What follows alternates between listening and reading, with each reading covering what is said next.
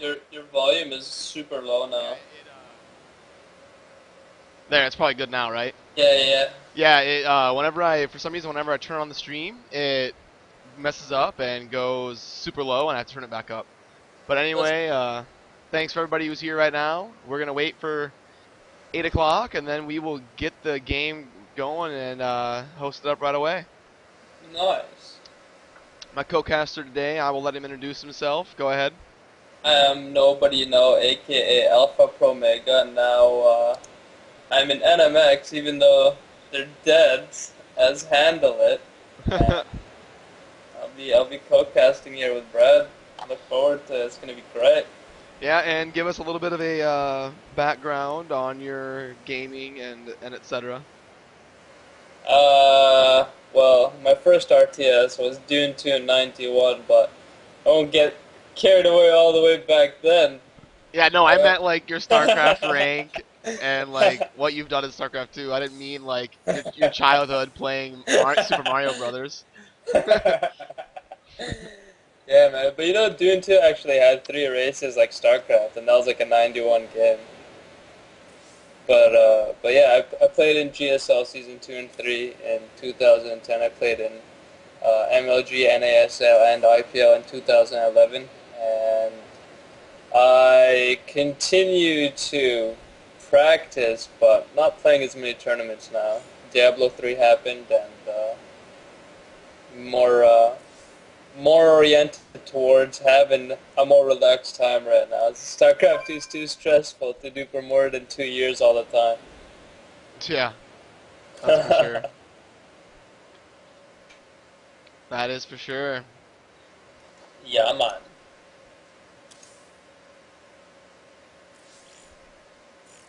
So what is this, Zerg and what? It is Zerg vs Protoss, ROOTPUck versus xSixMkengyn. That sounds like it's gonna be a great game, man. I love PvZ. It's probably my favorite matchup. It's so nice seeing Colossi and Void Rays clean up everything.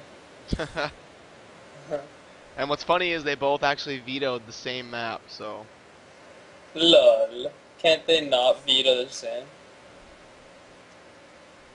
oh, okay, Puck changed it. Yeah, yeah. Puck's vetoing Antigua Shipyard, and Mkengyn is vetoing Tildurium Author.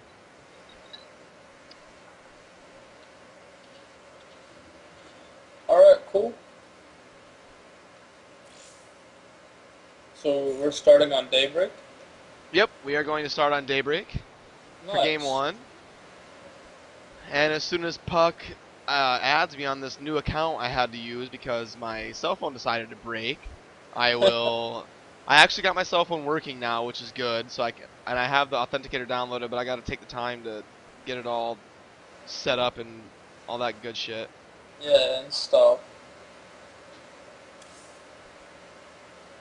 All right, there. Now I can invite Puck. Alrighty, and just to give you guys a little bit of background, we're about to start here.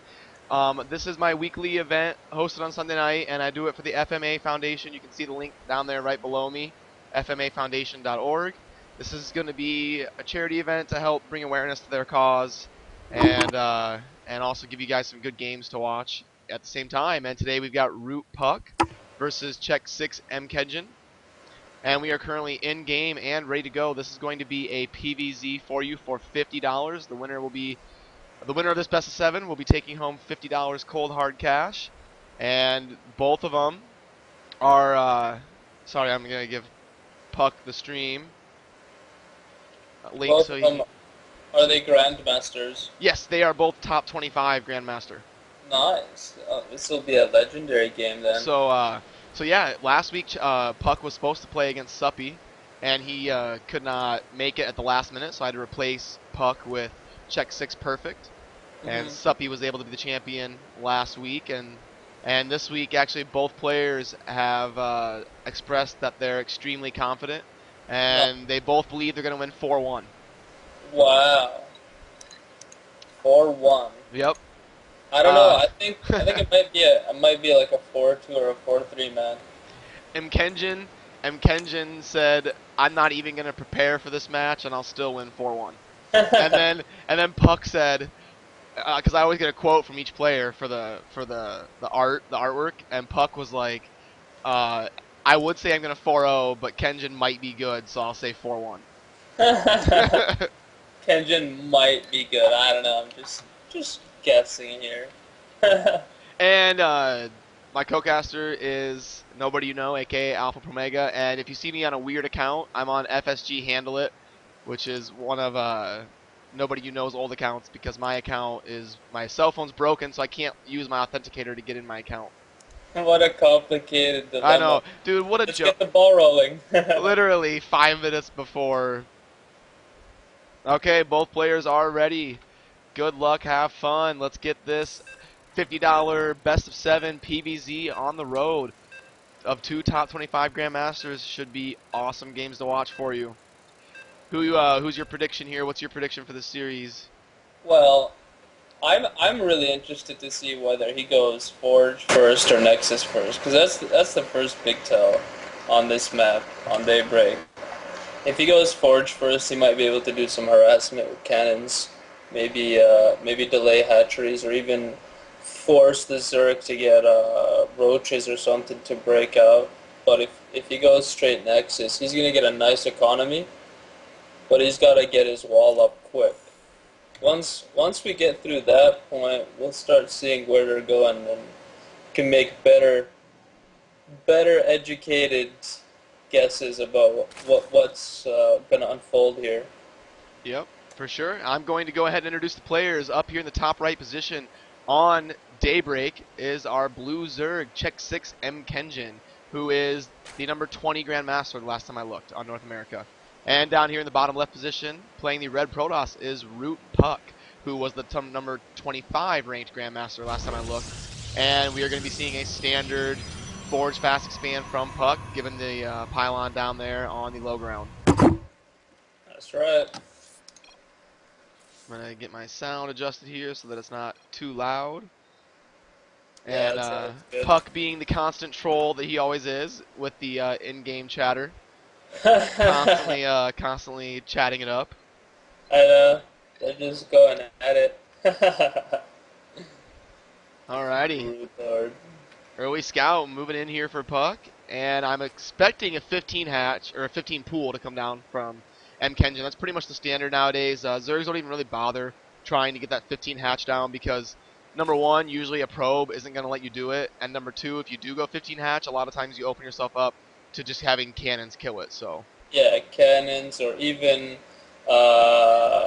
you can go Nexus first into Gateway, and then get a late Forge, and it really rushes up your tech. You can 4 or 5 gated Zerg and just kill him with how much faster it is. Yep, and just to give you a little bit of background of why we're casting this, I'm a Zerg player. Zerg's my main race, and Nobody You Know plays Protoss at a high master level, so I wanted him to come in and kind of give us a perspective of what Puck might be thinking and a little bit of insight into the Protoss mindset, because I play Zerg, so I can probably cover that for the most part. He did get the pylon down, which is terrible. I mean, he blocked it for a while, but you always want to get that pylon down. It delays it until links come out. It makes a big difference. Yep, and Kenjin actually brought 2 drones down to hit that probe. Yeah. So, he could have still got it, though. Yeah. But Puck, maybe he would rather spend that 100 minerals on making sure his build is super tight. Maybe his build order is just that tight, and he needs that 100 minerals. Yeah, it could be. MKengyn with the Overlord here, right over top of the natural. He's seeing the exact timings of these buildings. He's going to know exactly what's coming. He knows the Protoss isn't going to have Warp Gate or anything for a long time. He's pretty much just going to be droning hard for the next at least 2 or 3 minutes. Oh yeah, for sure. I hope he takes a third now. Yeah, he's already on his way. It's that third time. At 4:15, that is pretty much the standard time to get that third down when the Protoss is going for a Forge Fast Expand and not really harassing you. You want to get that third down as soon as possible. You could actually squeeze it out in like 3.5 minutes if you cut a little drones.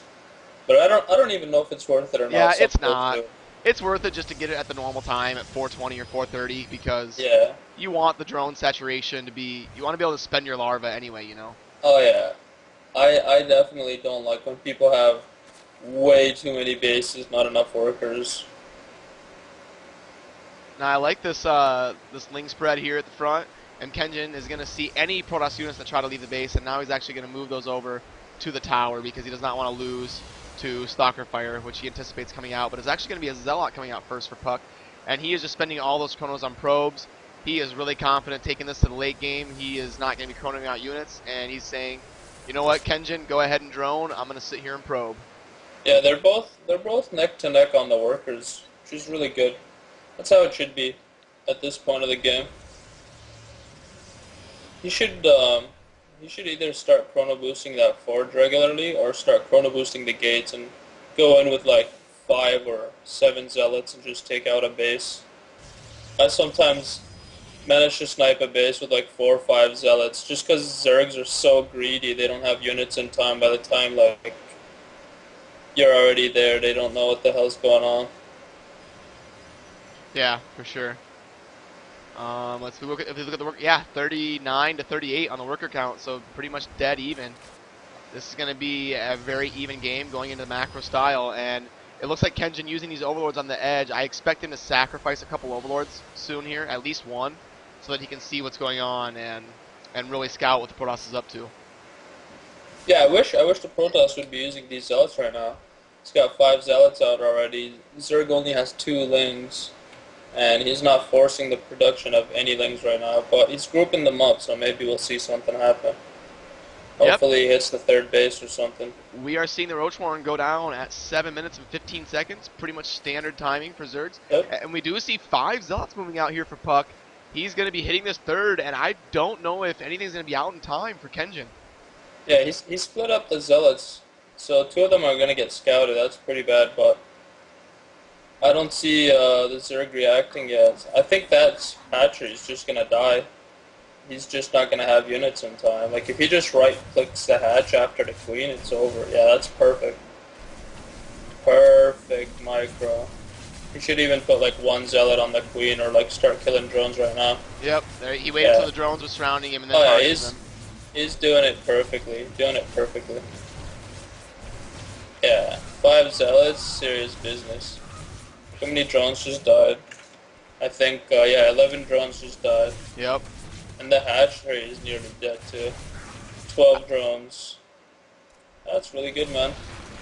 He's actually not producing roaches. He's actually just getting lings to deal with this. Well, he's probably panicking, right? He's like, oh shit, like fucking, I gotta handle it. Oh, dude, look at the Protoss, man. Put the zealot in the middle right away, perfectly. Yep. Yeah, great micro there on that little pressure by Puck. And what I love about that is he took his 3rd behind it.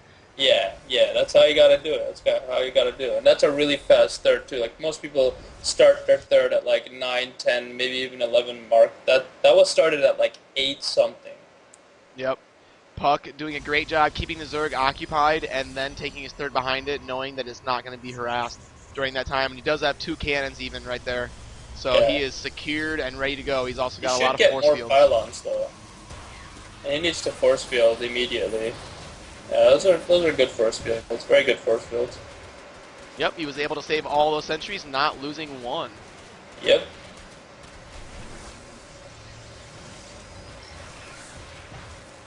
He did a great job cleaning up that mess. Ooh, so Kenjin's going to go ahead and take the 4th down here at the bottom right position. He knows he's got a little bit of catching up to do now. If we look at the worker count, Zerg is actually still ahead in workers, but income is about dead even. Yeah, there's a Templar Archive and a Robo going down, though. I like that. Immortal High Templar is very, very strong. And basically, we're going to be guaranteed to go into a long game. It's going to come down to Broodlord and Mothership and all those goodies. Oh wow, now he's getting a Dark Shrine behind the High Templars. I don't like that move. Like, Dark Shrine is nice, yeah, he'll be able to drop here and there, maybe snipe a base, but if he waits later on, when there's like 5-6 bases, and then does like 1 Warp Prism or 2 Warp Prisms, and on another side have a pylon, and then warp in like a bunch of DTs and drop on the other side, it's really nice. but at this time he should be investing in his real buff units. He's only at 110 supply, so he needs to be getting like lots of High Templars, lots of Zealots, Sentries, Immortals, not Dark Templars.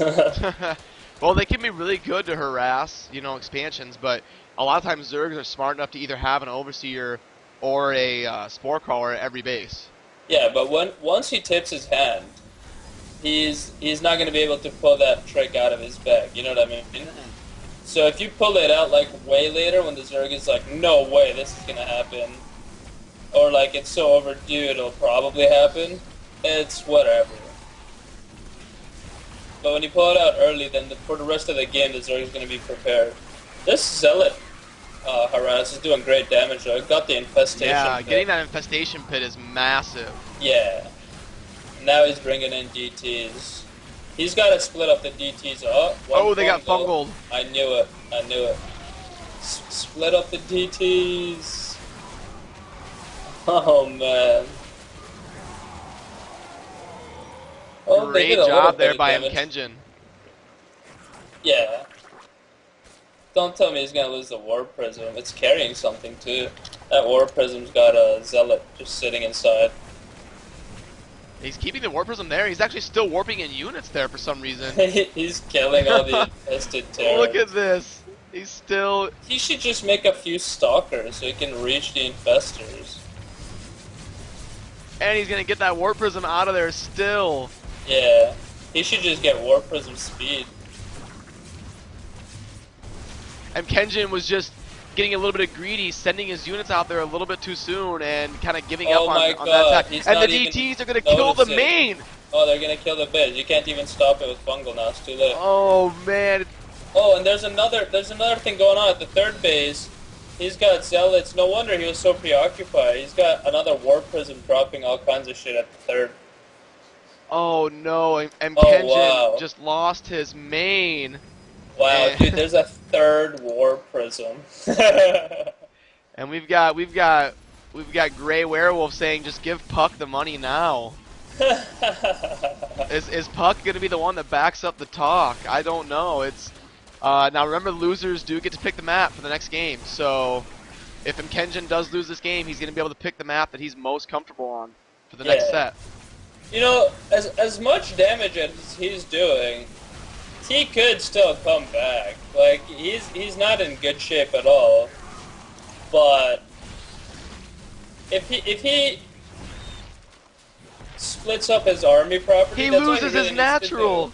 Yeah, dude, he needs to split up his army better. That's the one thing he's not doing. This is why when I play, when it comes to like 11 minutes in the game, I put a Spore at every single base and a Spine. Oh yeah, no, you should have like 2 or 3 at each base. Spines and Spores, always safe.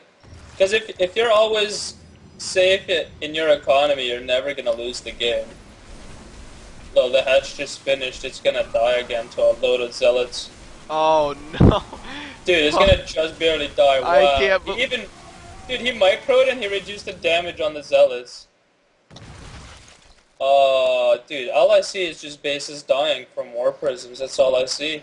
This is beautiful multitasking from Puck. Just yeah. War Prisms all over. He's sniped 3 hatcheries, 4 hatcheries. Yeah, dude, he's completely shambled the economy of the Zerg. Now, I think MKengyn might be just all-winning right here. He's sending his units, and he's not... There's no way he's going to be able to kill Puck with this force, though. Yeah, he's not doing anything. He's going to walk in there and lose his units, and GG. He does get a lot of DTs for free, though. That does help. But Puck able to solidify his ramp here with a force field. The rocks are not killed. I guarantee MKengin's going to target those. He is going to kill those rocks to give him more surface area to move up here. But I don't think he's got enough to hurt Puck here. He's going to be spending all of his energy on warping in right now. He's got to have the most perfect micro ever. Like, he's got to start burrowing and going under force fields. And he should have done the infested Terrans before the roaches. It's okay, though. Maybe he'll get some good fungals off. No, doing he's actually spending all of his energy on infested Yeah, yeah, Terrans. yeah. That's a dangerous call because they'll get wiped. They're weak. But he should also target the pylons. He's hitting gateways and shit. That's pointless. Now he's like not even shooting. Now, MKengyn has been producing drones behind this. He's gotten up to 33 drones, but his economy is just still in shambles from losing all those hatcheries. He has to Yeah, do damage here, and I don't think he's going to do enough. yeah, yeah. And look, he didn't even run away with the infestors in time. He lost like a couple infestors he shouldn't have lost. Oh, DTs. Alrighty, I mean, yeah, we got MKengyn down to 77 supply now versus 110 from Puck. The economy, we've got 1,400 a minute for Puck, 580 for MKengyn. Just not going to be enough to sustain a late game, you know, back and forth exchange. There's just nothing he can do to come back from this, in my opinion. Yeah, it's looking really bad for the Zerg. Like a few Zealots just walked in and killed infestors. And there is the GG from MKengyn. Yeah. So what I'm That's gonna do is get the map of Kenjin's choice, and we will get game 2 started in this $50 best of 7 between ROOTPUck and xSixMkengyn. Now Puck is up 1-0. That's right. Now Full toss. Kenjin actually vetoed Teldurium, and Puck vetoed Antigua. Mhm. So what are you gonna make? Entombed or Ohana? Whatever, and Kenjin gets to pick. Yeah. And guys, if you say the stream is laggy, it's because I can only stream at one quality setting. Until I'm partnered with Twitch, you can't lower the speed or the quality of the stream. So if your computer can't handle 720p, then it might be laggy for you. That's why some people in the chat are like, the stream is fine, and some people are like, oh, it's laggy for me. Until I'm partnered with Twitch, it doesn't give you the option to change the quality setting. Have you tried Own 3D? No, I haven't. I've tried it. It's pretty good, man. I'll have to check it out this week. Yeah, dude. I actually tried the craziest thing. I tried dual streaming on Own 3D and Twitch at the same time. Was that a Did, mass fail? Yeah, I was lagging. Even though like my video card could handle it just fine, my internet just couldn't. I didn't have enough upload. Ooh, and I like this from Kenjin. He's actually picked Shakuras Plateau. Yeah, that's my favorite map in the whole game. Yep, me too. Best map, man. So balanced. Alrighty, I'm gonna get this game hosted. Nice. Get these players in the game here.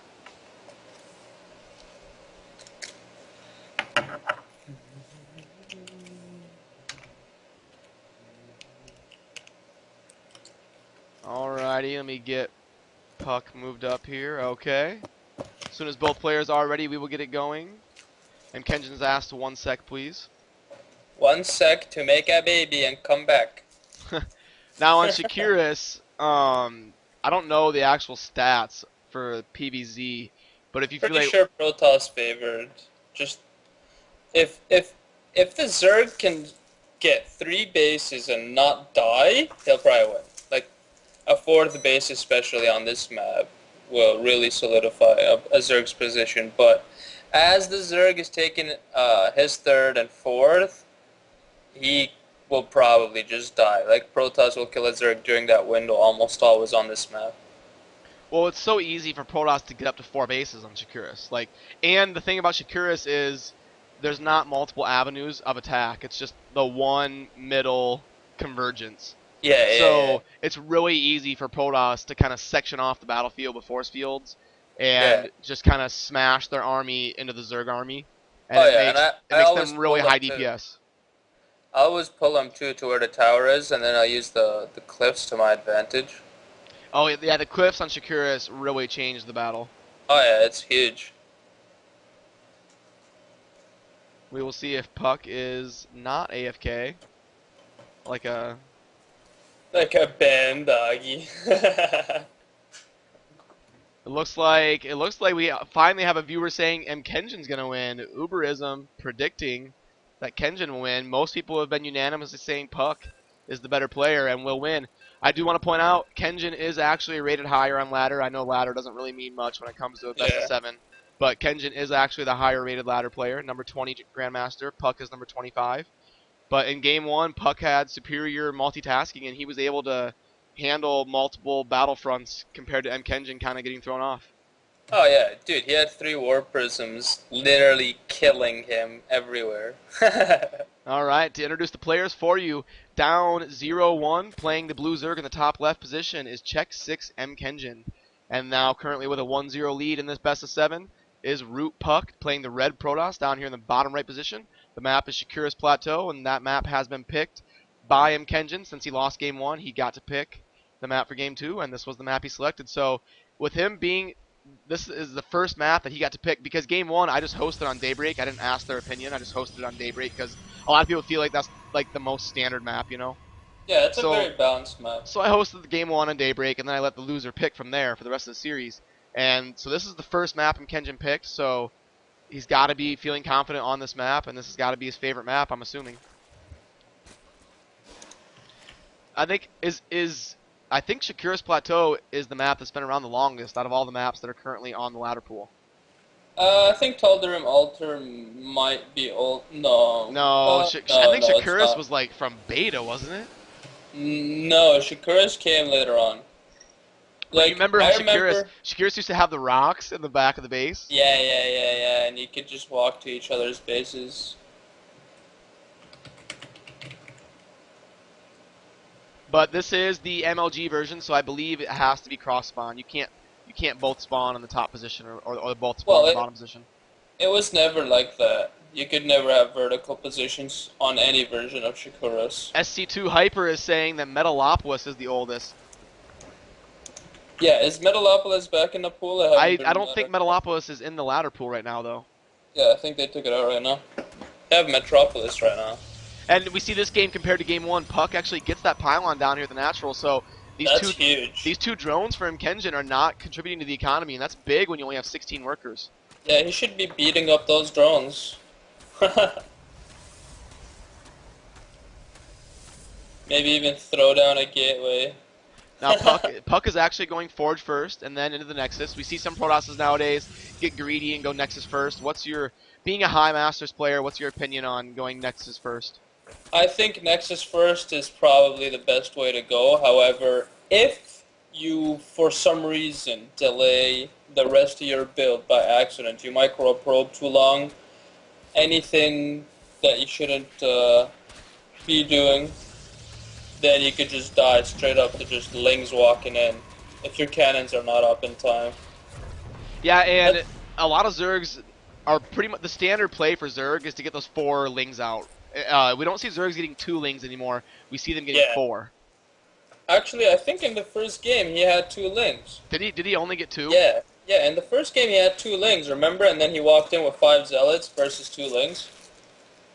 Yeah, and what Kenjin didn't do last game, he didn't sacrifice an Overlord to see that there were 5 zealots on the map. He didn't see that it was coming soon enough. And in game 1, Puck was able to send 5 zealots to the 3rd and take out the hatchery and the queen and a whole bunch of drones with some really good micro. He did amazing damage. In fact, if he microed it for 1 or 2 more seconds more, he could have done incredible damage. He could have killed every single drone. There's 2 or 3 that got away. I see one of the viewers is confused when I said High Master. I meant my co-caster is High Master. He's a High Master Protoss player. But yeah, both these players are very high Grandmaster. MKengyn's number 20 Grandmaster and Puck is number 25 Grandmaster. So I was talking about my co-caster when I said High Master. That I'm very high because I'm vaporizing Kush. It's all good, Dewey McJewerton. That's an awesome name, by the way. Dewey McJewerton. That guy is chewing around way too hard. Alrighty, now if we look at... Yeah, this is the second game, and Puck is currently up 1-0. And if we look at the Harvester count, this game is a little bit lopsided for Protoss. We don't see MKengyn keeping up in the worker count, so great job chronoing and keeping that build order tight for Puck, and he's taking a more significant worker lead than he did last game. Yeah, man, this is going to be a lot more one-sided, but Zerg just caught up. I mean, he does just hit S and hold D, and all of a sudden he's got 7 drones. Yep. He just hits S and hold D. Gotta love playing Zerg. Just all day. Now we do see a 2 Stalker pressure, not Zealots this game. It's going to be Stalkers for ROOTPUck. And this is actually a really good timing because somehow he magically knows Lynx don't have speed yet. And that's so dangerous. Like right now, he's playing with fire. He doesn't know any second they could be getting speed. Yep, and he's actually target firing one Ling. He is not just he's not just sending those Stalkers to attack anything. He's actually moving, targeting one Ling, moving, targeting one Ling. So great job by Puck there in the target fire. Oh, this is great. This is beyond great. Somebody asked. He scores so many Lings. Look at the Lings. He got an Overlord. He's supply blocked. Yeah, no, thanks. this is really good, man. Thanks, Hamza, for answering that. Somebody asked who the co-caster was, and it's nobody you know, a.k.a. Alpha Promega. And you've actually been to Korea before for StarCraft 2, haven't you? Yeah, I went to Korea twice in 2010 for GSL Open 2 and 3. And it was a hell of a blast, man. So yeah, very experienced co-caster here who plays Protoss, and I wanted to have somebody who can give me the Protoss perspective. Now, Puck doing a great job with these Stalkers. Oh, dude, the micro all 3 is of them. flawless. Like, I want to make babies with this man. And he saves all the Stalkers and sends them back to recover their shields. And he gets another Overlord. Perfect play. Like, this is arousing. A rousing play. A rousing play from ROOTPUck so far, I guess. Worker count, dead even. Economy slightly in favor of the Zerg because he is 3 base versus 2. So his workers have 24 mineral patches instead of 16. Puck plays a lot like me. He'll like micro for so long, and then like be like, oh, I need 40 pylons and 9 gates now.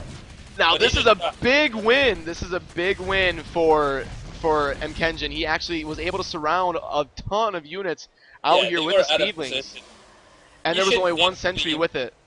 Yeah, you shouldn't have, he had like 2 sentries, like 2 immortals, and a few stalkers, like 3 stalkers or 4 stalkers. And if he just had like 5 zealots in there, 4 or 5 zealots, none of that would have happened. He would have just cleaned up. You gotta have zealots in the mix, always against Zerg. Yep, and now you see him moving out with the 3 zealots as part of his composition. But MKengyn doing a good job harassing, not letting him get pylons down. He is not making it easy for the Protoss to come out and take his third. Yeah, that pylon didn't even get cancelled. Now, if we look at the economy, we've actually got a big lead for Zerg, 75 to 53 on the worker count. Are these things gonna get in, dude? I think they're gonna get in. Nice force field. It's not perfect, but still nice. Yeah, I believe you can actually block that ramp with 2, can't you? Yeah. If the first one was a little more to the right, it would have made it. It's tough though. You gotta be quick. Those lings are fast as hell. Yeah. Speedlings. Speedlings. They'll get Always charging zealots, tier 1, or dirt cheap. Now, I don't think there's any way MKengyn can take down this third. It's pretty solidified with the 3 immortals in the army and the force fields. There's not a whole lot he's going to be able to do to stop it. If he attacked right now, he'd just die. He'd lose the game.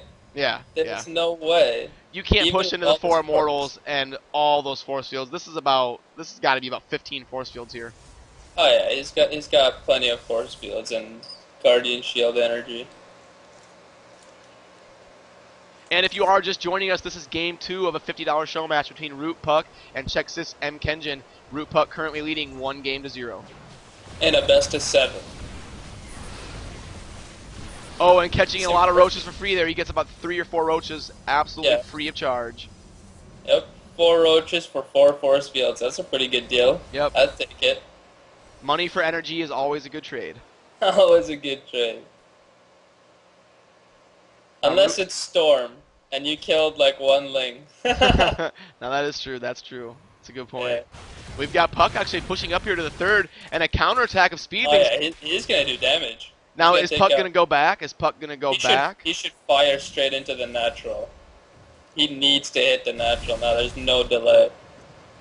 And he's delaying. He's loafing. He's gonna get spines up. He's gonna lose his third. No, okay, spines are not gonna get up in time, and he's gonna force field the ramp here. Excellent. He's got to keep trucking in. He's got to stop stopping. Stop stopping. Now he's actually just gonna target fire the hatchery. I like that play. Quit the larva production for the Zerg. Zerg came back to defend, which is not a bad call. He did get a base, but now he's gonna get just force fielded to death. Yeah. He's gonna get force fielded. Ooh, there's Mutalisks. I hope he's got enough micro to kill the Mutas. He's letting Stalkers get hit by roaches. That is horrible right now. There's actually an incredible... Oh, and he gets his units in. Oh, Puck missed the force field for a little bit. And Kenjin was able to get his units up the ramp just enough to help him to give him enough DPS. He's gonna win, dude. He's target firing the hatchery. If he gets this hatchery, he will have a chance. He's gonna get the hatch. He got the hatchery. Oh, he might get a second hatch too. Oh, wow. Oh, it lived with 1 HP. No, 41. Wow, dude. 41 HP, but we've got such a huge lead in supply. 150 supply to 80. So a big supply for MKengyn. I think this game's over. And no, Puck did not cancel his third.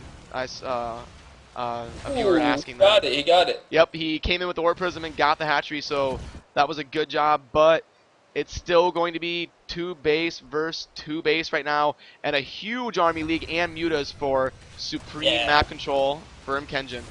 Yeah, all these units, dude. These Mutalisks have nothing to stop them. Those Mutas could literally just walk in and pee on probes' heads. There's nothing they can do about it. Oh, and the War Prism getting caught, and that's going to put a stop to Puck. So it looks like this series might be evening up at 1-1. MKengyn doing a great job transitioning into Mutas, and Puck just did not have the answer for it so far, it seems. I don't know if Puck's going to be able to ever move out and take a third in time. He's got to move out right now. He's got to blow Chrono Boost on Forge and just move out. Like, he trapped himself in like a noob. He's like, oh my god, there's lots of units. I'm going to cannon myself in. It's like, just put a Zealot, dude. Put him on hold. Calm down. Well, he does have Blink, so he's able to get out of his base with his Stalkers. Nah, that's nothing. He's trying to secure a third. He's not trying to lay eggs. And we do have the natural coming on from MKengyn. It doesn't even look like is he going to rebuild his main. He's still mining from it. Mutas are going to rape the Protoss. Oh, snap. Oh, he already used Blink, so he's not going to have another one. Oh, dude. He killed like 22 workers, man. Holy crap. He cleaned out that base. Yep, and he's hitting the ramp at the same time while Puck's army is gone, but he's going to be coming down just in time. Those are some funny force fields. There's like piles of things on 1 pixel. He's got to get down there with his ranged units. Now, we see the supplies really evening up. Puck is going to be able to push out. He's not being efficient with his roaches and lings. I don't know what the hell he's doing. They should be at home waiting for defense while the Mutas harass. He doesn't need to multi-prong. Unless the multi-prong is hitting a fresh new third. He doesn't need to push up in the natural. It's way too heavily guarded to be losing units on that front. But if we look at the income tab, the production as far as trading armies and reproducing is going to be greatly favoring MKengyn. 1,461 harvesters to 937 harvesters. Or 900 income and 39 harvesters. Not 937 harvesters. Not like, whoa, a bunch of numbers and stuff. Like. Now, Puck is actually going to be taking the third. He's not going to be just all-winning and trying to end it. So he is actually trying to turn this into a macro game still. He's gotta. If he doesn't take a base, he's screwed either way. Like, he can't even try an all-in. Because Mutas will counter him. Oh, and the Ling's coming in at the perfect time. Great MKengyn doing a lot better with the multitasking of his army this game. Wow, I can't believe he let that cancel. Wow. This is very Yep, disappointing. and all the units, all the sentries gone, so Puck is Wow. only going to have stalkers now. Wow. He better blink his ass off. He better have the godliest, most perfect blink, like stalker by stalker. Wow. That is terrible, micro. And I think that's GG. Yeah, 180 supply to 70 now, so Puck This is trying to stay in the pretty game. bad. There is the GG. So this series is tied up, 1-1. Yeah, man. I think I guessed it right, man. I said it's gonna be like 4-3, maybe 4-2. Cause it's close. It's close. Both of them could have took it there. And Puck is actually going to pick Ohana. So, Yeah. from a Protoss perspective, is this one of your favorite maps to play, or? Hell yeah. That dude. I love that map. It's so nice. So easy to secure bases. So easy to harass. It's a great map, and the best thing is the natural is super duper easy.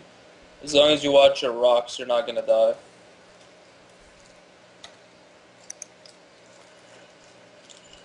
And a caster is, or viewers asking what my rank and race is. Back in the day, I was a top 200 Terran player, like a year and a half ago, like Grandmaster Terran player. Now I play Zerg, and I would say I'm about a mid-master level, mid to low master level. I'm currently leveling a new account, so I'm a top 8 diamond, but my ladder record's pretty good, and I'm playing mid to low masters usually, so Nice. that's my. But I've been Master League with every race. I've played all races as my main race at one point in time. So Dude, when I was in Diamond before Masters came out, as soon as Masters came out, I got it. And then I played like 15, 20 games and I was winning them all. And then I was like, dude, every game I've played nearly has been Protoss. So I'm going to play Terran and Zerg now because I'm a master. And then I played like 44 games as Terran and Zerg. And I lost all of them except for maybe like 3. And I got demoted to Diamond like literally 5 days after Masters came out and I got it. So all you see is like this spike up and spike down. yeah, I remember back in the. Do you remember back in the day when platinum was as high as it went? I remember those days. No, no, I wasn't. I was playing Heroes of New Earth. I came to StarCraft 2 on August 31st, 2010. Dude, okay, first of all, let me introduce the players. Down here in the bottom right position on Ohana, which is the map that ROOTPUck picked, he is playing the red Protoss, and he is currently tied in this series 1-1, losing the last game. Up here in the top left position of Ohana playing the purple Zerg is xSixMkengyn, and he won last game to tie the series 1-1. But anyway, what I wanted to say is back in the day, when StarCraft 2 first came out, everybody was so bad. I remember when Platinum, they used to have copper and bronze. So it went copper, bronze, silver, Yeah, I heard gold, about platinum. Copper. And platinum was the highest. And when it first came out, I played Zerg, and I switched to Terran like 2 months later. So when the game first came out, I played Zerg, and I was a StarCraft 1 player. So and I bought the game. I didn't watch YouTube videos or play anything. I just went straight to ladder. I bought the game, went straight to ladder, Yeah, yeah, and yeah. and I didn't even know that Zerg had queens.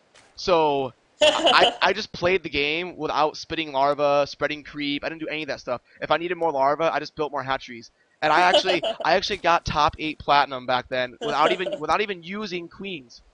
That's how bad people were back then. And You've never seen a queen though in a ZVZ. yeah, exactly. Like I was used to StarCraft 1 Zerg. I was like, and then all of a sudden I played 2 vs 2 with, if you guys know Quantic Hash. He was Vile Hash. He was the team Yeah, manager yeah, for yeah, yeah. Vile. He's been a friend of mine for like 4 or 5 years. I was playing 2 vs 2 with him, and he's like, "Dude, why don't you have a queen? It's 10 Yeah, minutes in the where's your game." queens, you He, noob? he's like, "You're a freaking noob." He's like, "Why am I playing with you?" I was like, "What are you talking about, queen? I don't even know what that is." What is a queen? So yeah, I mean that's how bad it was back then. And nowadays, even like the platinum players and the gold players, like they at least know the builds and they're good at the game, you Well, know. they've seen so many people play. People learn by watching and studying and reading. There's lots of ways to learn StarCraft.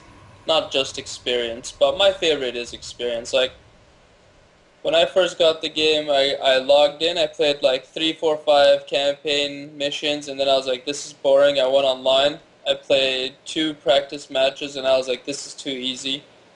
And then I was like, okay, I'll play on real ladder, but I'll play 2 versus 2 for my first game. And I played Protoss, and I got a Terran partner, and I was fighting like a Terran Zerg or something. And as soon as the game started, my Terran partner leaves the game. I'm like, what the fuck? This is my first game. My partner just leaves.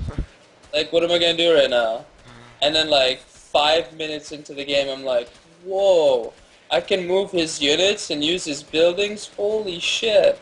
Yeah. So I started building like Terran and Protoss stuff, and I had like mass siege tanks, void rays carriers, a mothership, like everything, bro. I was playing these guys for like 55 minutes, 2 versus 1. Bunch of And bronzies. and it was like my first like real live game, dude. But eventually, like, I mined out the map, and they mined out like they had like maybe 30% of the map, and they mined it out, and they just wouldn't move out. They just turtled the entire game. So eventually, I just got bored, and then I walked into their siege line tank, and my ground army died so fast that they had enough left over to kill my air. I don't know how you can remember games that old that well. I sure can't. But anyway, Yeah. I wanna discuss the game a little bit. I think in this game, Puck went Nexus first before Forge. Yeah. So I like the economic aspect of that, and yeah, he is slightly more ahead than he was last game, only by about 1 or 2 workers though. And Kenshin No, was no, actually it's like 6 now. yeah, but compared to last game, he was ahead by like 4. So he was ahead by Uh-huh. like 6 instead of 4 at that point in Yeah, time. yeah, I understand. Kenjin was he took his natural at his 3rd because he was blocked and harassed at his natural, so he wasn't able to get it down. So a little bit interesting differences in this game compared to games 1 and 2. I'm surprised he doesn't have a 3rd gas yet. You want to get your 3rd gas a little bit after your expansion. You don't need your 4th though. 4th is a little overkill. Now you're talking about from a Until- Protoss point of view? Yes, yes. I'm mostly going to be talking about Protoss. Because I sure as hell suck with Zerg. I can spread creep well. But I got shit timings. I might lose every game, but my creep will be pushing up your ass at 5 minutes. I will have the whole map covered in creep. It doesn't matter if I win or not. I have like 9 queens in their base, like just spreading creep, not even attacking. That would be wouldn't that be a good like day 9 fun day Monday? Like have a ZVZ and whoever gets to the other person's base first with creep or whoever covers the most of the map with creep wins. It has nothing to do with units. Yeah, no building really, no military. Whoever just owns most of the map with creep wins. creep race. Call it a creep race. Somebody might be sitting there and be like, creep race? They see in their head like a bunch of guys with like glasses and trench coats racing each other through alleyways and shit. It's like, what? Creep race? Ooh, and now we're seeing that same attack that Puck did in game 1. We're seeing the 5 or 6 zealots moving out, and they're getting kited pretty hard. And look how They're quick gonna and deny it. Kenjin learns. Look how quick and Kenjin learns. He remembers that when Puck Oh, moved yeah. out with 5 zealots, he took a 3rd behind it. Where's the warping though? Where the fuck is the warping, dude? Oh, he had to cancel. Mind you, it's still early. It's only 8:45, and he's probably gonna get it down this time. So, as much as the cancel was a detriment, it's really not a big deal at all. In fact, it is harmless. But this could have been really bad. Without that force field, Protoss could have just died right there. Fucking Lings, man, so strong. God, my stupid phone. Now I don't have any contacts or anything. Hallucinations being researched now. That is pro. Yeah, I even hallucination is suck at that. hallucination is so underused. It's like map hack. Yeah. You just Yeah. cast a phoenix and you see everything. I never use it because I usually have like phoenixes and observers, and it's usually enough. Maybe a probe here and there. But phoenixes, hallucinated phoenixes are really good. What's going on, Pancake Mixer? Welcome to the best of 7. We've got currently tied 1-1 if you're just joining us. So a great series thus far, and we've got some link aggression coming up here at the third. MKengyn does not want to let Puck get this third base up and running. Yeah, but it's not really going well. Maybe if he had banelings or roaches or, I don't know, infestors with infested Terrans. He does have 14 roaches on the way. Okay, but he's wasting lings on nothing. He might get the forge, but if he force fields it, he's not going to lose it. He needs a better force field, though. His force field's not perfect.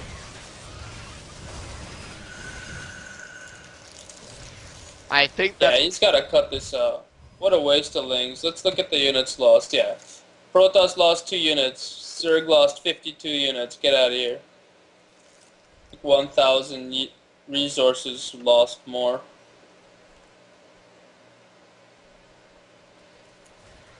That's very inefficient. Look, he's still doing it. What's wrong with those lings? Are they crazy? I think MKengyn is just really trying to keep the Protoss on his knees and waste force fields. He doesn't want to let him build up a bunch of force fields, and he's just... Yeah, but dude, the sentries are already maxed, so right now he's actually giving him bonus force fields, because once they're maxed, they don't gain any more energy, you know what I mean? Yeah.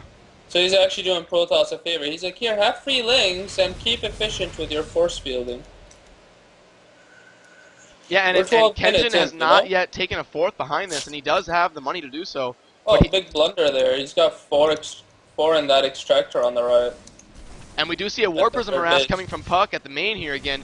Puck, really a fan of that War Prism play, and I like that style. Yeah, he's going for the hatch. That's what I like to see. I hope the drones attack the Zealots. When that happens, I'm just like, yeah, attack move. Feed me drones. Oh, and he transfuses the hatchery. It's not going to be enough, dude. It's not going to be enough. It's just not going to be enough. Oh, and he gets it with the last attack. Yeah, he should start running away now. He should pick up a queen and be like, I'm holding you hostage for transfusing. Yeah, Puck just able to snipe hatcheries at will in this series. That's like the 5th hatchery he's killed in 3 games. Yeah, dude. He's definitely doing it with that War Prism. He's just like, hello, I've brought Zealots and maybe Dark Templars. Now, I don't think he's gone Dark Templar this game. He's yeah, not yet. No, he did it last game, though. Dude, the DT's last game wrecked the Zerg. It was pretty... now we're seeing banelings on the field and some roaches mixed in here. I don't know if this is going to be enough to take down Puck's army. This is going to be good. This is going to be good. He's going to carpet it right now, and it's going to be nice. Pretty good split from the Protoss. Pretty good split. Ooh, banelings landing pretty effectively on the sentries, though. Yeah, he had a pretty good split there, the Protoss, and very good force fields.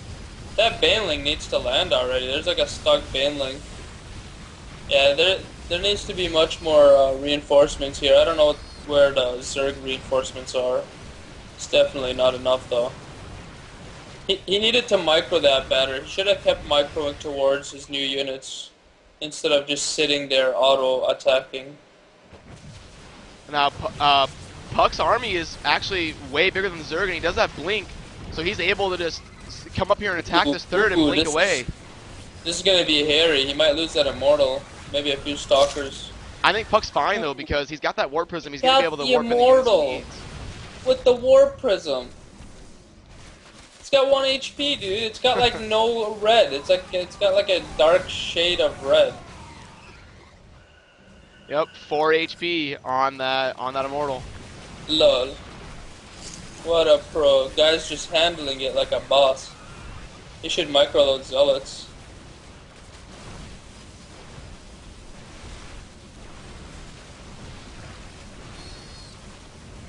Oh, the banelings are stuck behind the roaches. You see Kengyn trying to move behind. Oh, they died to Zealots. Oh. Pretty good blink micro, no? Yeah, that's very decent blink micro. Losing a couple here and there could be a little better, but he got the hatch. That's always nice. Yeah, Puck able to take down the third, and now if we look at the income tab, Puck is starting to pull ahead. Pretty good blink, but he's got to reinforce, man. Where's the reinforcements? How does Protoss have 2,000 resources sitting in the bank?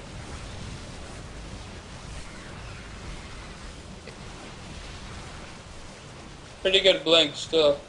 Yeah, let's look at the players' APMs. We've got 230 average for Kenjin and 190 average for Protoss. So both these players moving extremely fast. Yeah. Ooh, he's got charge now.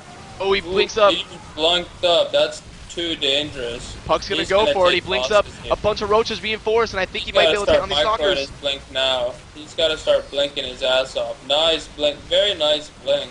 Yeah, that was very good blinking there. Yeah, that's very good blink. And Yeah. Puck is starting to overwhelm Chosen. Well, the upgrades are paying off, right? And Like, there is the GG from that was a MKengyn. good MKengyn said he was going to win 4-1, and now he's down 1-2. Both these players predicted they would win 4-1, so something has to give. And now we're going to get the map from Kenjin. Let's see what map he wants for Game 4. He wants GSL pregnancy test. What?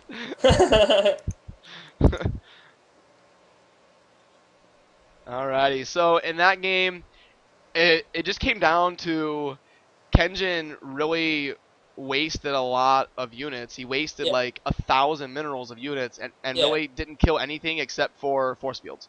And I also Yeah. want to point out, in between this game, I do want you to check out the FMAfoundation.org.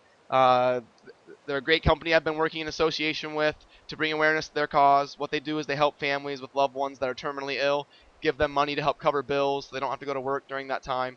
So definitely check that out. Great organization, great company. I've had a blast working with them. And let's get into Game 4 here. Kenjin has picked Yeah. Antigua, but that is a map that Puck vetoed. Puck's Stand one door. veto. So he's going to have to pick a different map because that's the one map that Puck didn't want to pick was Antigua. I'll give you guys the view here so you can see exactly what the chat is here. What the band doggies are saying. Yep. And I actually had to go on a different account. If you see I'm FSG handle it, I'm check You 6 see, chosen. there's two handlets. You're not seeing double. Yeah, but my iPhone 4S actually broke like an hour ago out of nowhere. It was sitting on the table and it just decided to break. So I It's sitting on can't the table and then. so I can't log on to my account because I have an authenticator. So I can't log on without my phone.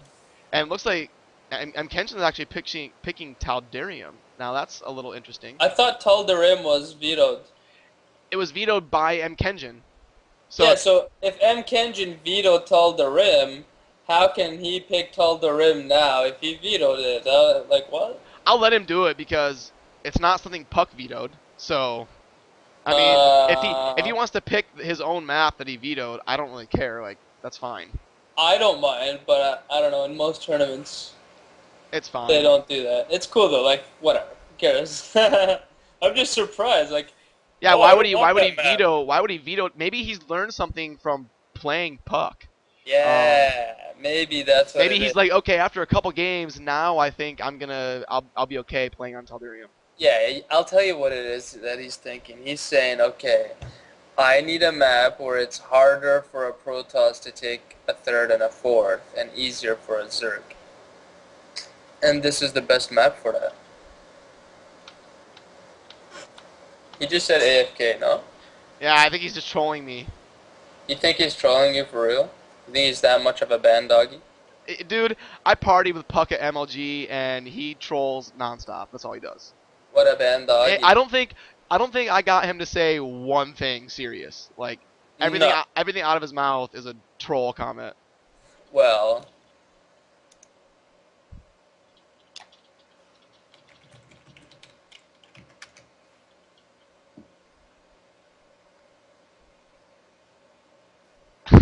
See, he types AFK and he's like, "Why the fuck haven't you started the game?" See, that's just I can't win with this guy. I think he's made it his mission in life to troll me. he's just a mega band doggy. At MLG, okay, we were partying at Maximus Black's hotel room. Uh-huh. And Puck was like, hey, after this we're gonna go back to my hotel room and we can all party there after hours, or after this is over.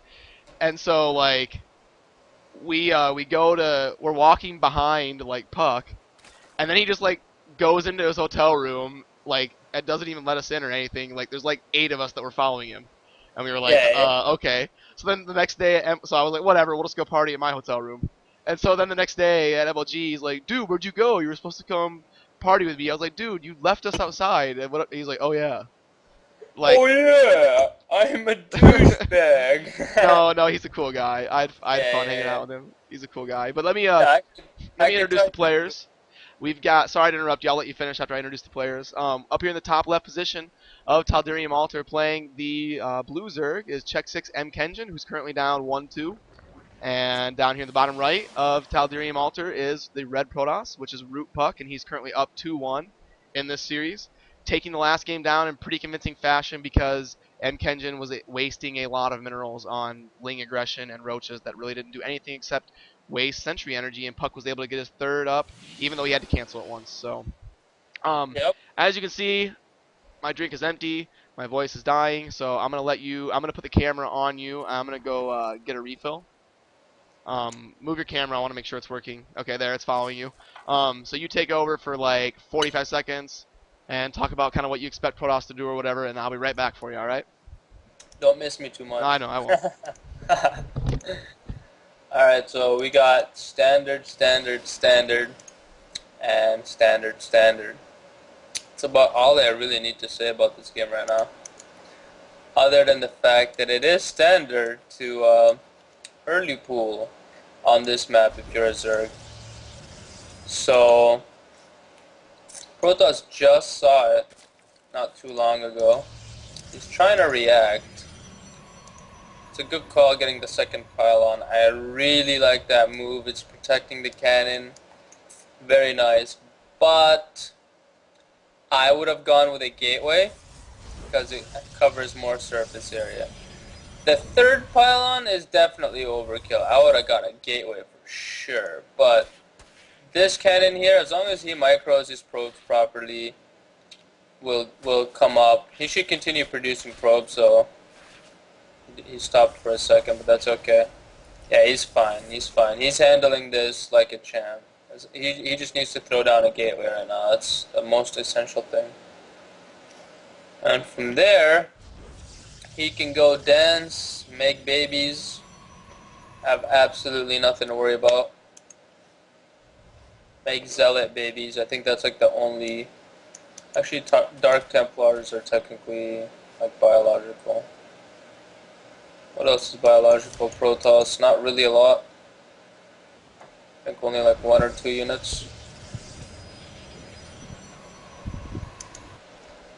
Alright, so we got the expansion for the Zerg. Alrighty, I am back. So what did I miss here?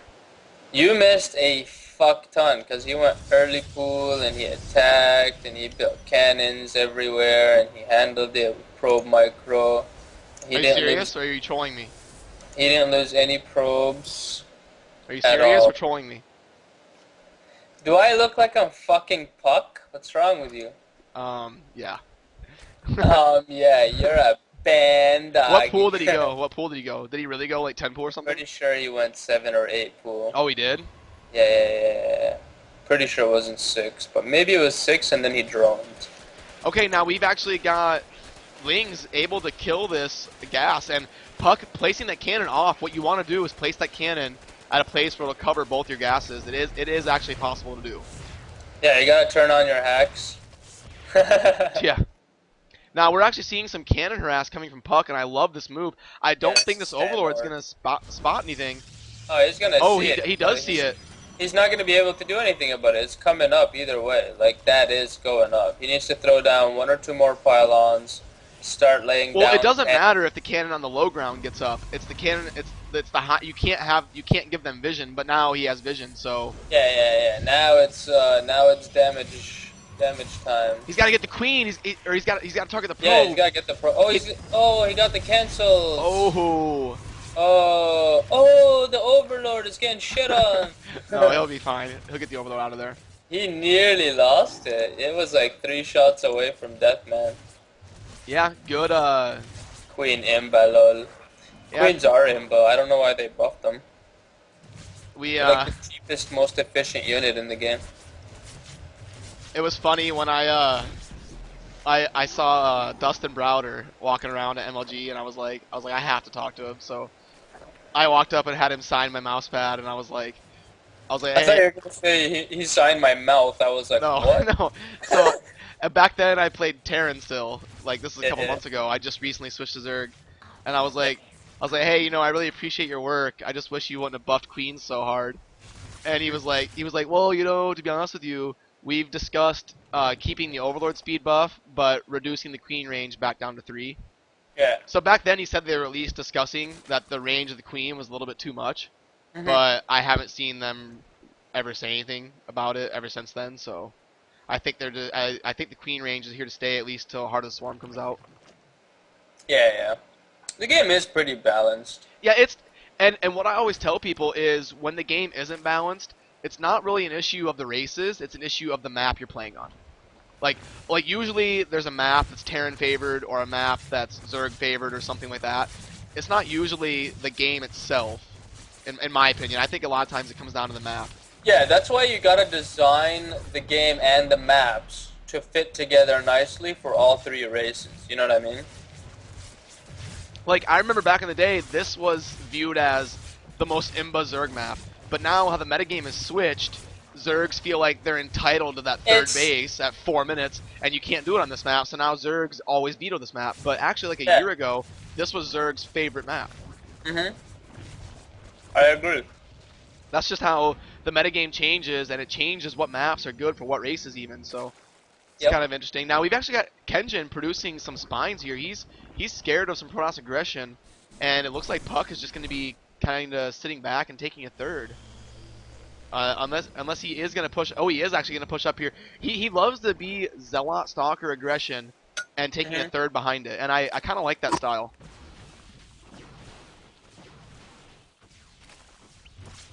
Yeah, it's just Protoss raw power. No sentries, no high Templars. Ooh, Just Baneley's power. gonna try to move in here. Got Oh, a and he gets micro. a. Oh, that's very good Zealot micro. Yep, yeah. He is not able to do enough damage with those Banelings. Yeah. Oh. Spines do hit pretty hard though, and all those Zealots are damaged. So Yeah, all those Zealots are gonna go take a nap right now. they're gonna go hibernate and try to recover their shields. No, their hibernation is over. They're just gonna lay down and just tickle each other for a minute. Turn blue. We actually don't have the third coming down yet for Puck. He's investing a lot of his money into this push. He wants to do a Yeah, lot man, of it's damage. expensive. I think there's just too many spines though. He's not going to be able to push into this natural, I feel. Well, if these new spines get up, he's gotta go home. And they're pretty much up now. Yeah, I think Puck's going to realize he has to go home. He warped in a sentry. He's going to try to force field, and yeah, he sees that. Oh, he's gonna. Oh, he's still gonna get exploded. Oh, that was pretty bad. That was pretty bad. It wasn't took- that bad though. Nah, that was still pretty bad, man. He took at least equal, if not worse than equal, trade against those Banelings. Ooh, he's got an opportunity right now. Oh. Hey, that was great force Yep, field. that was great force fields. That was a good trade for Puck. Oh, you should have kept running south. Oh, Puck losing some units for free there. Oh, Sentry's gonna die. Good job by MKengyn. He moves in there, sees an opportunity to snipe that sentry, and takes advantage of it. Yeah. Now he's actually just staying on Lings right now. He's producing 14 more Lings. He does have the Infestation pit up, so Oh. researching the energy, he's going to be able to get... Once he gets Infestors out, Puck's going to lose his entire army. Yeah, if Infestors touch this army, it's game over, man. But I mean, Protoss is getting High Templar and a third. Zerg is on 2 base. And I do want to update you guys really quick. If you're just joining us, this is a $50 best of 7 between 2 top 25 Grandmasters, and it is currently a 2-1 lead for ROOTPUck, and this is game 4. So just a really quick update. And in this game, Kenjin actually 7-pooled, and this is where we stand right now. Standard. Standard. Puck did actually get that third up and running, so he did expand behind this. He's not all in by any means. And then the Infestors are coming out. Infestors. Good force fields, very good force fields. Very good Infestors. Uh, yeah, that was just good play overall from both sides, but not enough stuff from Zerg. It's just Now, I not think he should be game. pushing these spines forward one by one. No, no, he should not even commit to this. He should get the hell out ASAP. Because look, he's gonna lose stalkers now because he's mismicroing his zealots. No, I meant the Zerg should be pushing his spines forward one by one. Oh yeah, I fully agree. I thought you said he should be pushing against the spines. No, no, like the Zerg should be leapfrogging his spines to get rid of this army. Yeah, I Yeah, agree. see, there he goes, there he goes. Now he's moving him up. Now he's leapfrogging those spines. He wants to get that pylon out of there, get this army out of there, so. Now Puck trying to engage before they get down, but those spines get up. He needs to get those infestors behind the Lings. There he goes, he moved him back a little bit. Spines hitting very hard. The army supply staying pretty even. More Lings and Banes coming in to reinforce, and Puck is not going to have enough to break this. And now he's probably going to lose all these stalkers. Yeah, he stayed for too long. I called it when I said the infestors are going to come out and it's going to be game over. It's that It's not simple. game over, though, because Puck has a superior economy. I'm looking at the economy tab I right now. agree. It's 62 to 49, and But Puck... look at the losses. Look at the losses, man. Protoss lost 1,600 more than the Zerg. That is enormous. It doesn't matter. This is an economic game. It comes down to who has the... I agree. It comes down to I who can agree. trade armies and reproduce it. And I agree. if a Protoss is on 3 base, a Zerg needs to be on at least 4, not 2. Yeah, Zerg should at least be taking their fort. But here's the situation. He lost his entire army for squat. Why? Because he just stayed for too long. What should he have Well, done? I If wouldn't he call it, contained, but I wouldn't call it squat because he kept the Zerg on 2 bases for 17 that's okay, minutes. but that's nothing. Listen. I know that that's nice, but if he stayed, contained, and then as soon as the infestors came out, maybe engaged once, maximum, if not ran away instantly, he would have had an entire frickin' army right now, plus the economic lead. You see what I'm saying? Yeah, and Kenjin actually throwing down that 4th right away. He knows it's do or die. He has to get some bases established or he's going to fall way behind. Yeah. Oh, we have a Nidus. We have a Nidus worm in the main. I did not see it, Oh, that it's a Nidus in. canal was down. Does Puck have a warp in? Is he... Oh, and the probes get fungled. Bungles. Now, Puck's That's actually going to stupid. counterattack. We see a bunch of spines coming down for him, Kenjin. He knows this is what's going to be coming. He knows a counter is going to be happening. He has to creep. He sees it coming. He's making mad spines. But dude, he killed 29 probes with like 4 fungals. The score is currently 2-1 for Puck.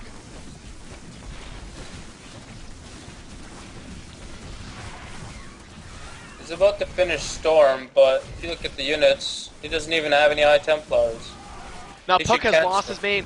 Dark Templars he's able to get the Dark Shrine, so he had to use the Dark Templars to save his main base, but there really wasn't a whole lot to save except for a couple gateways. He loses his main Nexus, and now the Zerg has 4 bases up and running, and Puck does not have a Dark Shrine to harass these bases. So Kenjin's going to be able to get them up and running, and if I look at the income tab, the Protoss is actually still ahead of the Zerg, surprisingly. Even with losing his main, Puck is actually ahead economically, but I don't think he's way behind in army value. Army value, Ooh, 101 fourth to 87. base going down. Okay, yeah, he was able to hit on the 4th base.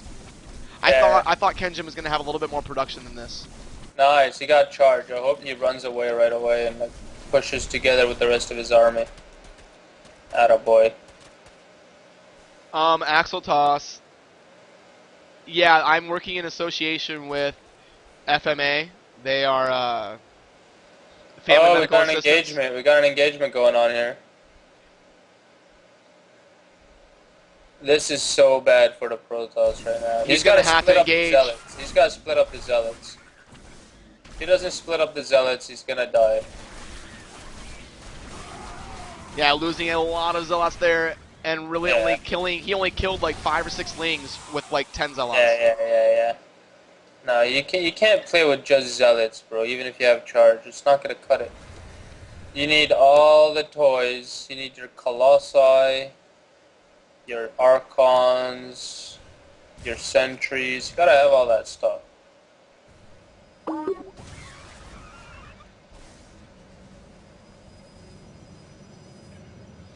Alrighty, now we do have High Templars. High Templars are a great answer for Zergling and Fester. The Storm and the Archons just both are so good versus Zerglings. Yeah, yeah. I really want to see a lot more High Templars on the field because Archons are nice, but you gotta feed back a ton of Infestors, and not only is that a lot, you're stuck in a Storm, and that's a ton on its own. But we got a Nidus. I think it's in the main. We've all had that happening when you're playing. Like you just hear that awful sound and you're like, Yeah. shit. You're like, damn it. Where am I gonna have to be looking right now? Oh no! And are all these Infestors gonna get taken out? That will be GG if he loses all these Does he have Infestors. Burrow? He's researching Burrow right now. What, 22-minute Burrow? Oh, and he's gonna lose all these Infestors to Puck. That is bad news, Bear. That is bad news. Oh, he almost lost more Infestors. Like 5 new Infestors. We're like, hi, we're here too. What's up? Yeah, Oh, Puck, wait a minute. Puck he's been ahead in economy the whole game, as SC2 has said. Puck's been ahead economically the whole game, and like I said, that's just too much to overcome. I mean, it doesn't matter if you have good wins in fights. If you just don't have the economy, it's not enough. I don't know what the hell he was doing out there with a bunch of Infestors and Lings. He had no Roaches, no Broodlords. Oh, wait, yeah, that was Loke, Slick, a lady, I think, if I'm pronouncing that right. I'm being name trolled right now.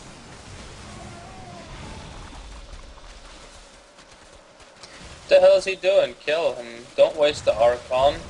He just wasted an Archon for absolutely no reason. Okay, now in the income tab, we see it's starting to even up. This game is absolutely crazy. The income tab is pretty even right now, and if I look at the army value, Zerg's actually ahead in supply.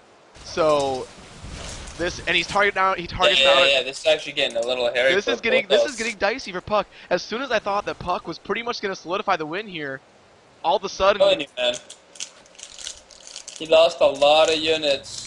Oh, we've got 4 Archons coming in. We've got 4 Archons coming in. Yeah, those are gonna clean up all the roaches, but the damage is done. He already cleaned out a lot of units.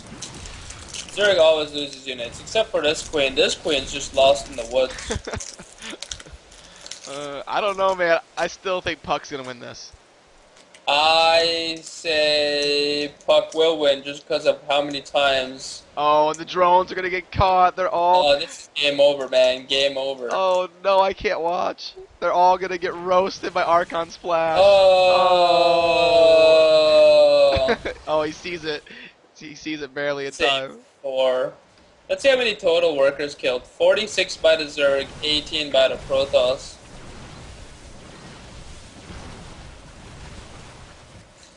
Total workers is 42 Protoss, 34 Zerg though, so he's killed 50 workers and he's still behind. Yeah. Yeah, I think this is it, the army's just becoming too formidable. Oh, we've got Nidus killing the whole natural for Puck here. But it doesn't matter because Kengyn is supply stuck and he can't kill this army.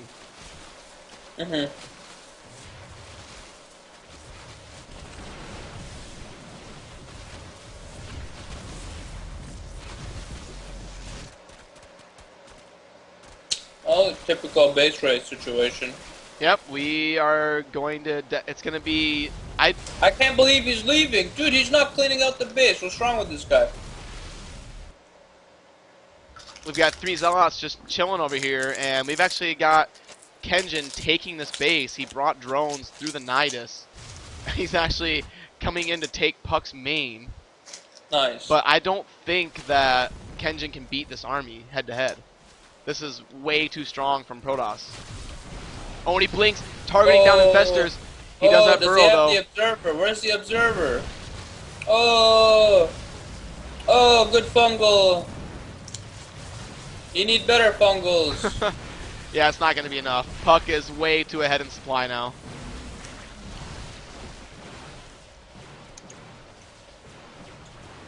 Yeah, this is pretty bad news for Mr. Zergman. Well, but he threw the game, dude. He had the game and he threw it. Hey, in Puck's defense, he said he was going to win 4-1, and it looks like he's going to be up 3-1, so he's going to have a Yeah, chance that's right. to... Go Gadget Protoss. He's going to have a chance to back up the talk. Kenjin said he wasn't even going to prepare for this, and he was going to easy Puck 4-1. And that does not seem to be the case. Puck doing a good job in this series and pretty much outplaying Kenjin in decision-making and overall gameplay. I don't understand his queens.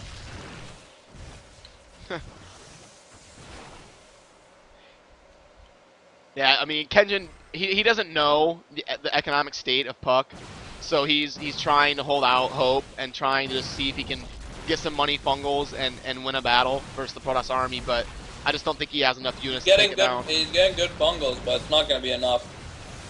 Yeah, and Kenjin's with drones. not able to produce anything, and there's the GG, so it is currently a 3-1 lead for Puck, and we will be going into Game 5 as soon as I get the map from Kenjin. And that game was interesting because Kenjin picked Taldurium Altar after he vetoed it. And I mean, I let him do it because Puck didn't veto it. I was like, okay, if you want to pick your own vetoed map, like, go ahead. I mean, it's... Go ahead and cheese.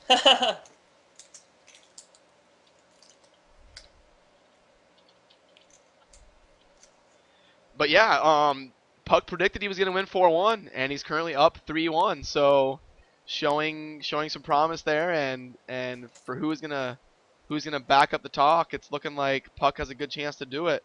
And Kenjin's actually going to pick Cloud Kingdom. I do want to remind you guys, if you're just tuning in, that we are doing this in association with the FMA Foundation. Go ahead and check out their website. I've got the address right on there. They are a charity organization, and I encourage you to try to help them out if you can. But we're just trying to bring you some good games and bring attention to a good cause in the same process. I'm going to get this game hosted on Cloud Kingdom and get the players invited, and we will be ready to go here in just a second for Game 5 of this $50 best of 7 that is currently 3-1 in ROOTPUck's favor. Dude, if I were to bet money on this one match, I would bet that Zerg is going to win, because if a Zerg really plays his cards right on Cloud Kingdom, he should never lose, ever. It's the easiest counterattack map for Zerg. There's like 9 paths to your enemy. You know what I mean? Yeah. So like Lings are huge on this map. Now, you can Cloud Kingdom really kind of reminds me of Metalopolis. How like the pathing of the map, it's like there's multiple avenues, you know, like there's multiple avenues to hit. But the thing about Metalopolis is when you're diagonal, you gotta go around the middle, and the middle was such a nuisance to get around. It took a long time. Here, you just go straight, you know what I mean? Yeah. Even though it's a big map, it's still a pretty straight line. It's a little squiggly, but... Okay, I want to go ahead and get the players introduced to you guys. I'm going to start with the person who's leading the series. Down here in the bottom left of Cloud Kingdom, playing the Red Protoss, is ROOTPUck, who currently has a 3-1 lead and took down the last game, which was pretty crazy. And up here in the top right position of Cloud Kingdom is xSixMkengyn, playing the Teal Zerg. He actually has switched his color to teal this game, so looking for a little bit of a change in luck, as Kenjin's on a 2-game losing streak. He was able to win Game 2, and since then he's lost 2 in a row to Puck. And if Puck wins this game, he is $50 richer. And stay tuned afterwards, because I will be getting a Skype interview with the winner. So even if this is the last game, stay tuned, and I will get Puck on, so you can post some questions in the chat, and we will try to pick Puck's brain for his mindset on high-level Grandmaster PvZ. Looks like we're not going to be seeing a 7 pool from Kenjin. He's actually going to be sticking. That's a good idea. With a more, I hate the pool early pool play. I used to like it when I first switched to Zerg. It's only good on certain maps, like Antigua Shipyard or Taldurium Altar, maybe Metropolis, somewhere where you know the Protoss is going to be so freaking greedy that you'll probably just kill him. But anywhere else, I highly advise against it. Yeah, that's for sure. I don't like the early pool play, and what I do like though is early drone scouts. early drone scouts to block Nexus first. And what the hell is this? He just had 400 minerals and then he didn't drop a Nexus. He should have dropped the Nexus before the Forge. The series is currently 3-1 for Puck. Oh, is he gonna block the third? Oh, he just barely missed it. Yeah, Kenjin actually forced to take his natural nexus at his natural hatchery at his third His location. natural Nexus. And that Puck doing a good job harassing the Zerg, not letting him get that expansion down, so he's forced to take it over here. Now you had actually predicted that Kenjin's gonna win this game, Yes. and I think Puck's gonna win this game. I have to disagree. This map, played right by any Zerg, will kill any Protoss. It's got all the things you need to succeed as a Zerg. A Protoss sure could turtle and do whatever the hell they want also, but once you bring out Broodlord, Infestor, Roach with a few Corruptors, just for good measure, you you just can go to any cliff here. There's billions of cliffs all over the place, and then you just get a good angle and you just rain broodlings and win the game. Yeah, but we haven't seen a game yet get to that point. Well, Puck's, this map's going to be a lot easier to expand. Puck's been doing a great job of multitasking and harassing the warp prisms, and he's had these great timings where he sends some zealots and stalkers, and he's been throwing off Kenjin. He's not just letting it go to a macro game. So Puck doing a great job of forcing the Zerg to play how he wants to play, and not letting the Zerg dictate what's going on. He's making the Zerg play how Puck wants him to, and that's why I think Puck's gonna be able to take this down. I think he's been playing very well in this best of 7. Yeah. I'm really impressed with his play.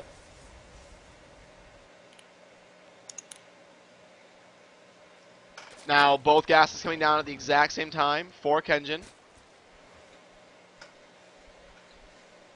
And it looks like he's just going to be doing standard mass droning. I'll get the production tab up for you. 7 drones on the way and another queen. Puck chronoing out that warp gate. Now, do you think Puck's going to be doing some... right as I changed the production tab. Sorry, Vendalol. Vend LOL. I was... I try to keep it... I try to show the income tab every now and then to at least give a people... a harvester count so they can see kind of what's going on, and then sometimes I switch to the I forget to switch to the production tab, but I know you guys want the production tab up, and I'll try to remember to do that from now on. Now, do you think Puck's going to be doing some sort of hyper aggression, or is he just chronoing out that warp gate so that he can secure a third? We do see a proxy pylon coming down here at the Zerg's 4th location. Yeah, I think he's definitely going to probably go for some kind of gateway aggression with +1 as he takes his third, which is beautiful timing. 7:30 third base is as good as you can get with your timing against a Zerg. So if he can pull it off without getting cancelled and be able to defend it while also denying the third of the Zerg somehow, he's going to be in incredible shape. Now, I do want to point out that Kenjin does have a pretty significant economic lead, and Puck is actually not going to be all-winning with this. He's taking his third pretty early. Usually we've seen Puck attack and then take his third. Now he's taking his third and then attacking. So, you know, he's done this like 3 out of 5 games. Kenjin has to know this is coming, and I'm surprised he doesn't have more in place. He doesn't have roaches again. To deal with this. 8.5 minutes in, no roaches. Give me 1 sec. Yeah, that's fine. Alright, so it looks like Kenjin was not prepared for this zealot attack. Even though this has happened multiple times in this best of 7 series, I'm kind of surprised that Kenjin is not not adapting to Puck's playstyle. I mean, he's seen this exact same attack come like 3 out of 5 games, and he's still letting it hurt him. And yes, it is terrible, terrible damage, as Dustin Browder would say. You know, and if somebody asked for the APM tab, we got both players playing about the same, 193 for Zerg and 190. Both of them 192, 193, And Puck actually doing so much damage here that I don't know if the Zerg is going to be able to get that third up. He needs to wait until he has the units to kill an army before retaking this third. And this is really bad news. He does have a counterattack coming with roaches, and he might be able to kill the third. I think he's just going to be, at this point, he's got to be just all-in countering because there's no way he can kill the Protoss army here.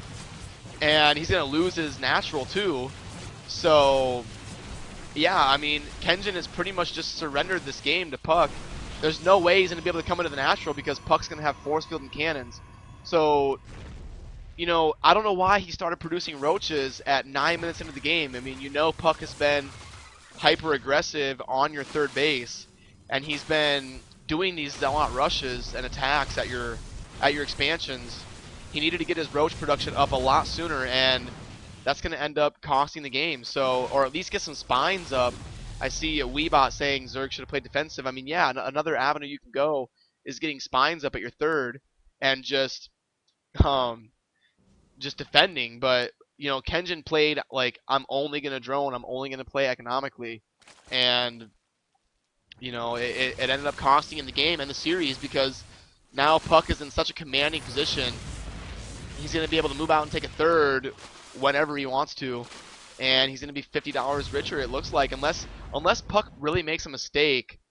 I don't see how Kengyn is going to be able to come back in this series, and I will try my best to get Puck in a Skype call after this if he's able to win, so we can kind of pick his brain on why he plays that style and why it was so successful on taking Kengyn's third. Now Kengyn is getting a couple units for free down here, but if he pushes up here and gets force field, that is going to be the end of it. But Kengyn knows he has to do something. He can't just sit around and wait. If he sits around and tries to play a macro game at this point, he's just going to fall behind. But, you know, it is his only chance, so he is going to pull back with the roaches. Just take this tower, but at this point, Puck's able to pull back and just take a third. He's got so many force fields and stalkers, and upgrades are 1-1 compared to the Zerg 0-1. So Puck being ahead economically and upgrade and unit composition, and that's just a bad mixture for Kengyn at this point. Now, give him credit, he's still trying. He's not just going to GG and leave, so I'm not going to count him out yet. Kengyn's a great player. He's a number 20 Grandmaster. He wouldn't be rated that high if he wasn't good. So, but at this point, his only chance is to turtle and get to a point where he can max out and fight a battle 200 versus 200 and try to win that battle, because that's really his only shot at winning this game, is to turtle until he's maxed and then hope Puck makes a mistake and he gets a big engagement. Oh, and if he loses some roaches here, oh, he's able to pull out of there before the force fields come down from Puck. Because that would have definitely been GG. If Puck was able to lay a force field down like right there, there would have been nothing that Kengyn would have been able to do.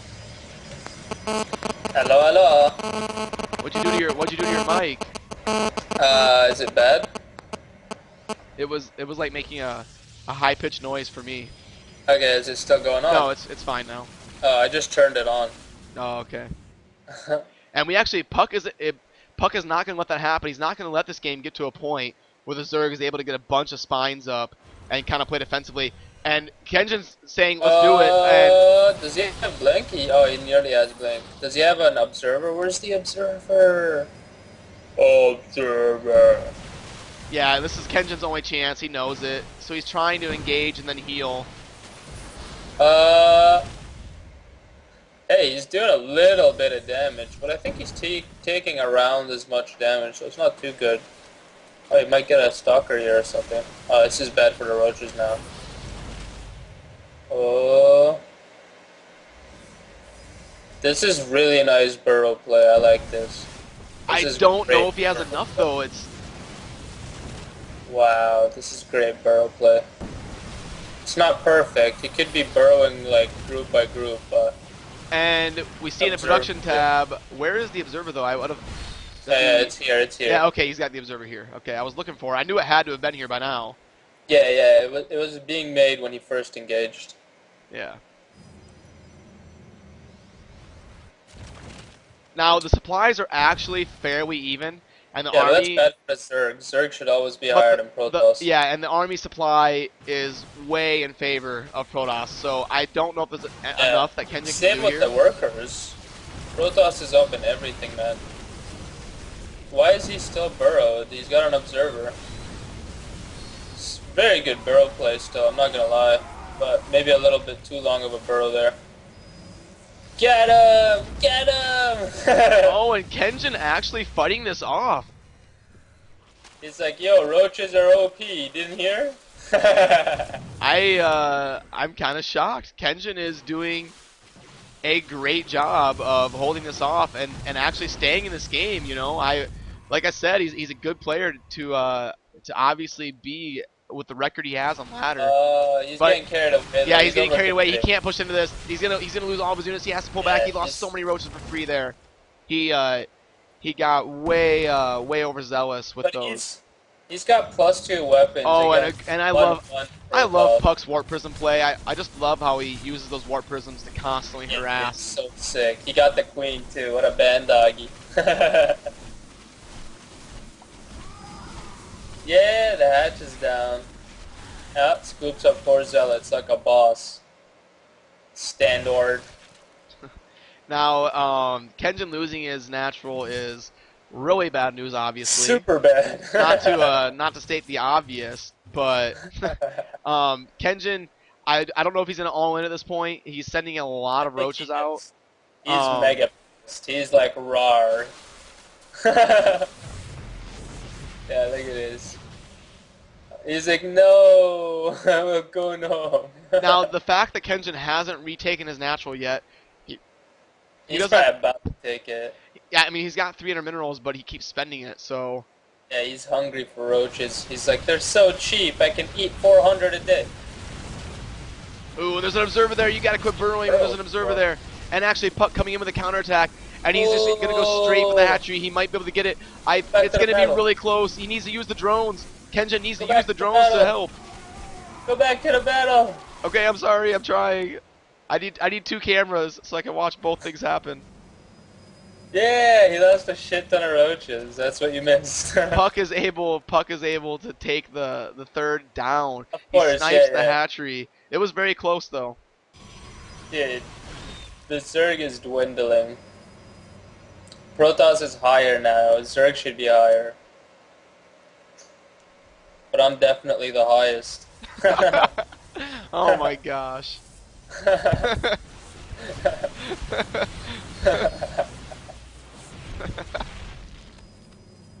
Alrighty, anyway. Oh, a big blink and the observer in perfect position. Yeah, that was perfect. It looks like that could be curtains. Yeah, Puck with confident blinks. He's blinking right on top of the army now. He's got the Immortal is kicking ass. He's got the Immortal. I'm still laughing. Dude, that Immortal. Okay, there is the GG. So Puck able to take it down 4-1, just like he predicted. So wow, what a band dog! He handled it like a boss. So big win for Root. The prediction 4-1 comes true. I'm gonna try and get Puck on a Skype call here. Let me see if I can get him. Yeah, get him on here so I can get his number, have him bear my babies so we can have Super Pro. We'll get an interview with Puck. If you guys have some questions, go ahead and post them. Chat. Post them in the chat, and I will try to see them and get them. I'll try to see them. Let me find some glasses here. Maybe I mean, let's get the troll in the call here.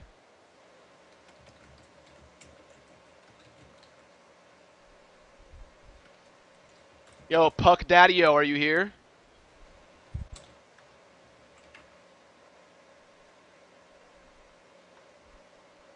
I think his mic is currently being set up or something.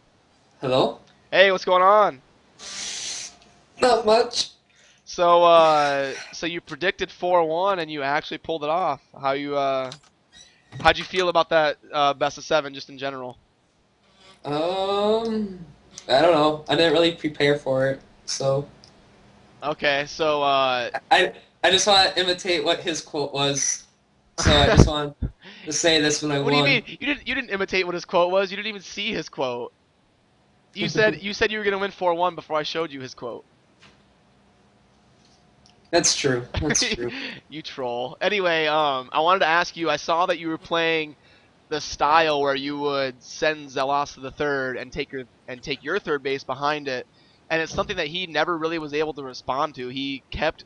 Did you expect that to keep working? I expected him to start his roach production sooner and get spines at his third to be able to cope with that, Well, but he I just mean, kept. when you warp in that many zealots, there's no way you're not gonna snipe the third.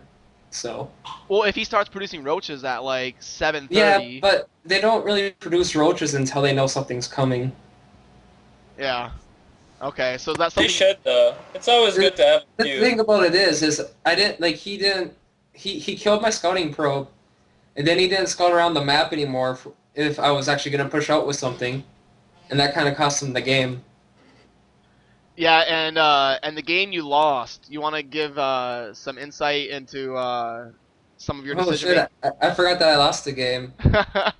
What happened? Game two, on Shakira's plateau. Oh, oh, that was just sloppy play. Yeah, he was able to. I always have a sloppy game when I start practicing and warming up. So Hey, Yeah, that's just. Paul. actually, McKengen's a pretty good player. He's one of the few Zergs that actually frequently beat me on the ladder. So Oh, okay. what? So you guys go pretty even Hang on the on one ladder. second. Hang on one second. I'm What? gonna be going to bed now. I've got tests to take for college in the morning. Okay. Night, bro. Okay, so he actually is able to beat you pretty Yeah. on an average He- basis on ladder.